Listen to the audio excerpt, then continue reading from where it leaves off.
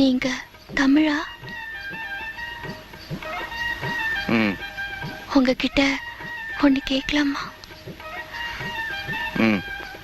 கொஞ்சம் சீக்கிரமா விட்டுடுறீங்களா? ஒரு மணிக்கு விட்டா கூட போதும். வெளியே போய் இன்னும் சம்பாதிக்கணுமா உனக்கு? இல்ல, நாளைக்கு கணக்கு பரீட்சை.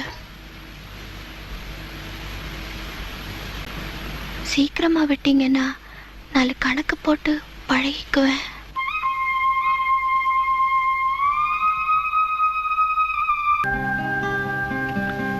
படிக்கிறியா? ஸ்கூல்ல?